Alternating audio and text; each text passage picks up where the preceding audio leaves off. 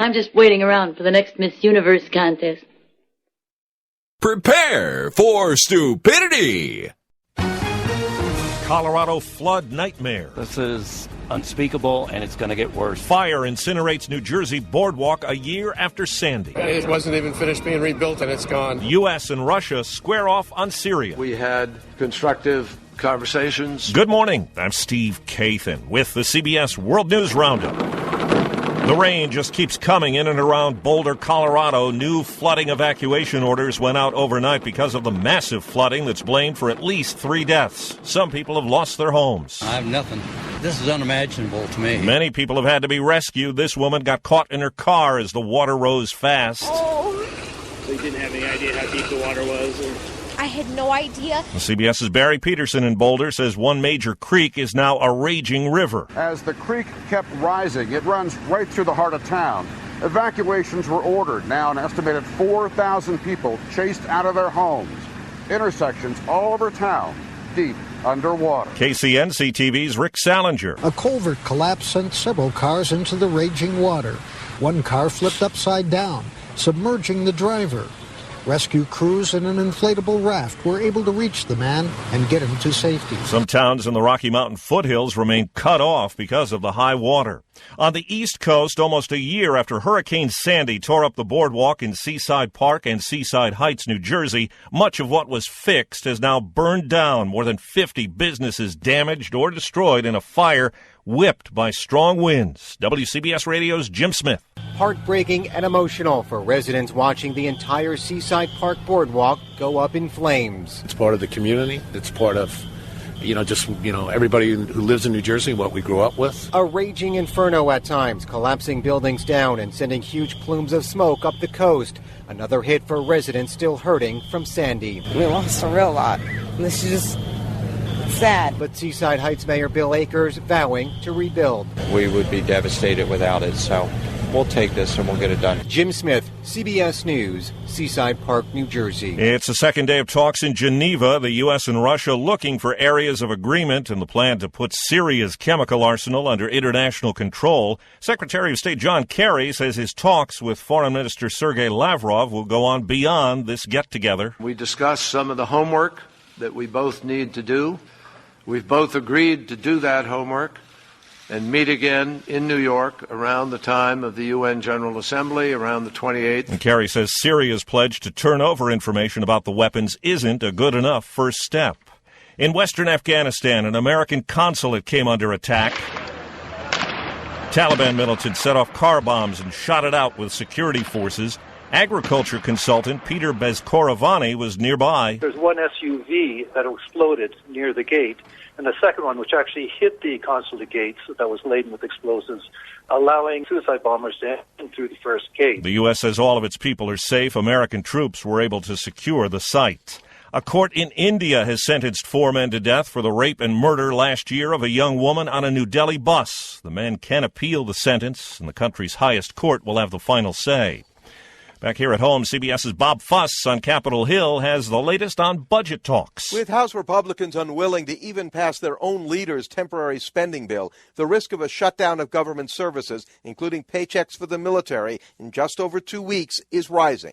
Congress is away for the weekend, and next week, Republican House leaders have to try to find a way forward with their own members before they can start to compromise with Democrats. A panel of government experts has given a thumbs up to Perjeta, a drug that, if approved by the FDA, would be the first to treat breast cancer before surgery. It's already used to treat breast cancer that's spread to other parts of the body.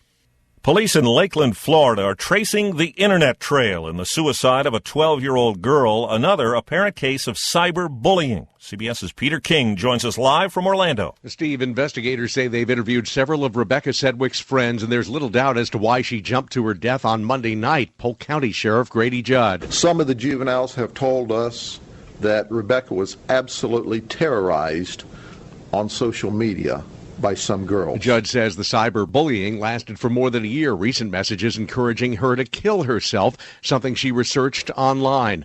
Judge says her parents and others tried to help, but nothing worked. He says cyber stalking charges and arrests are possible. Steve? Well, Twitter is going public, announcing plans for an initial public stock offering in, of course, a tweet. Business correspondent Anthony Mason. This is a company that's growing incredibly quickly. In 2011, it had about 100 million active users. A year later, it was 200 million, and estimates now it's fast approaching 300 million. Its revenue for the year is going to be about $583 million, so it's not a huge company yet.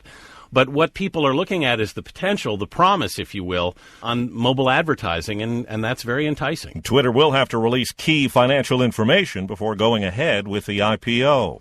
What a deal. United Airlines tickets for $5 to $10. That's the way it was for a little while online yesterday, thanks to a computer glitch. United says it's not sure how many of those tickets were sold or if it will honor them.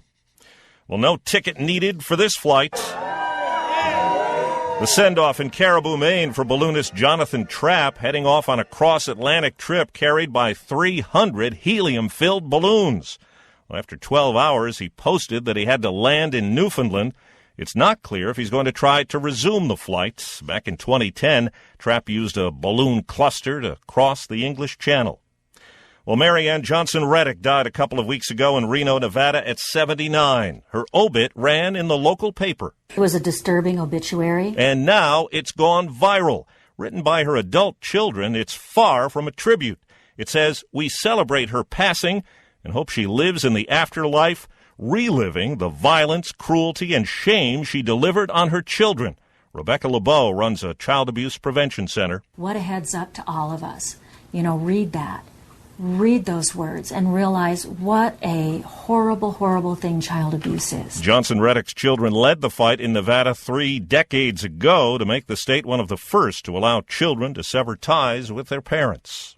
A night out for the parents of the royal baby, Britain's future king. Here's CBS's Larry Miller. In her first official engagement since giving birth to Prince George 7 weeks ago, the Duchess of Cambridge attended a formal charity dinner wearing a shimmering silver gown. Prince William gave the gathering a royal baby update. Catherine and I have recently become proud parents of a baby who has a voice to match any lion's roar.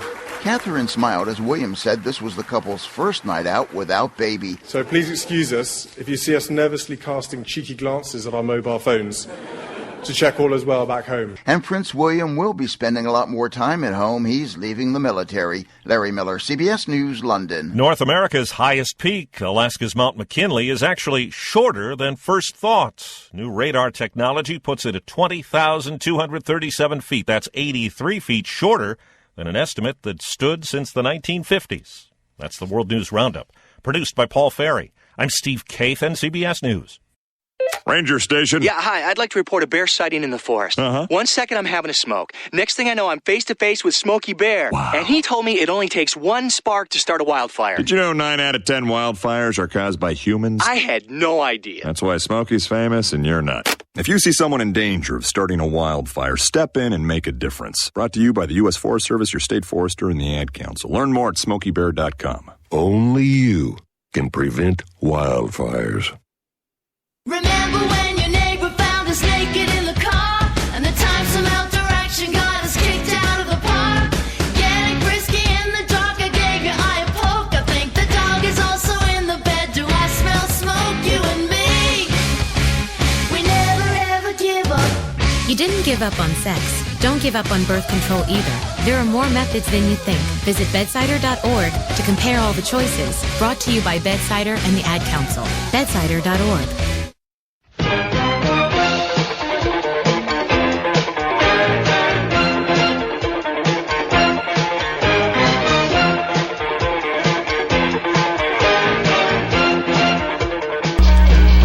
Welcome back to Studio 26 on this Friday morning, the 13th day of September.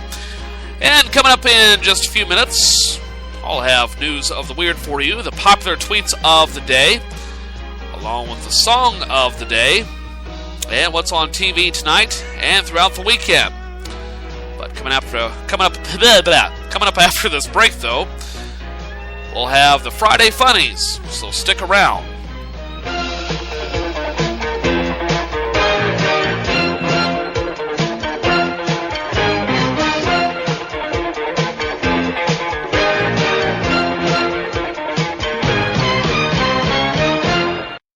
This is a guided meditation on parenting. Take a deep breath in And let go of the time you and your son played basketball and you attempted to slam dunk. Or when you hit that piñata into your neighbor's yard. Let it go. You don't have to be perfect to be a perfect parent. There are thousands of teens in foster care who don't need perfection. They need you. For more information on how you can adopt, visit adoptuskids.org. A public service announcement from the U.S. Department of Health and Human Services, Adopt U.S. Kids, and the Ad Council. It takes 12 years to create a graduate. It takes about the same time to create a dropout. The difference between a child becoming one or the other could be you. Studies prove that reading to a child regularly dramatically improves reading skills. And kids who read well by 3rd grade are 4 times as likely to graduate. So United Way is calling for 1 million volunteers over the next 3 years. We're asking you to step up, make a pledge, tutor a child who needs help, mentor a kid who needs someone on their side, volunteer to read to children, make a difference. Because when a child advances, we all advance. Entire communities improve. The path to success or failure starts long before graduation day, and the difference between a graduate and a dropout could be you. Be a reader, tutor or mentor, give, advocate, volunteer, live united. Take the pledge. Go to liveunited.org now. Brought to you by United Way and the Ad Council. Well, it's time for the Friday Funnies, and the comedian of choice this week is the late, great Mitch Hedberg.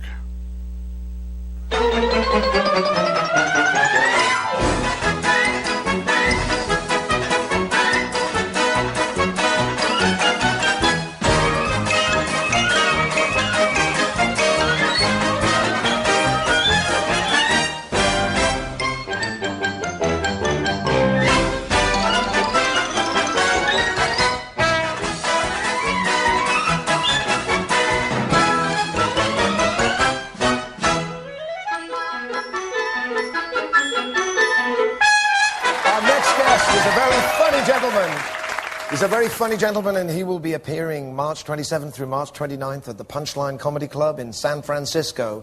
Please welcome back to The Late Show, Mitch Hedberg.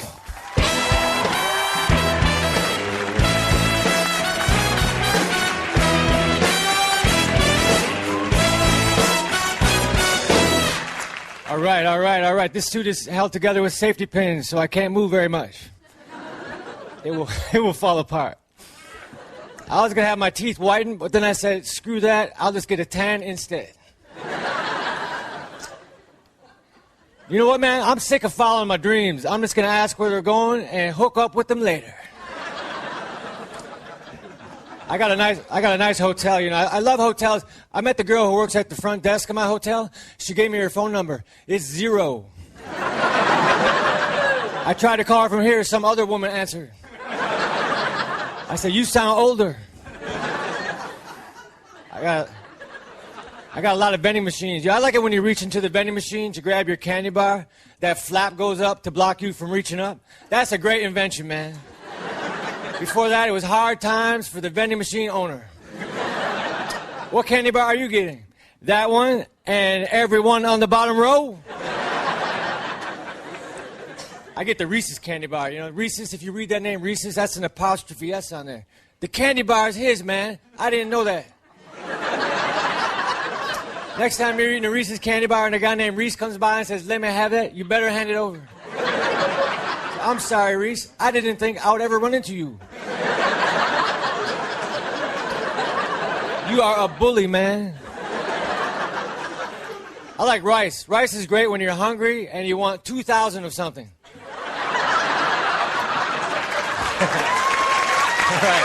All right. Yeah. My mom loves those applause breaks. Refried beans. I like refried beans. That's why I want to try fried beans, because maybe they're just as good and we're wasting time. I went to a pizzeria. I ordered a slice of pizza. The dude gave me the smallest slice possible. If the pizza was a pie chart for what people would do if they found $1 million, this dude gave me the donate it to charity slice. I would like to exchange this for the keep it. I tried to walk into Target, but I missed. I think the entrance to Target should have people splattered all around.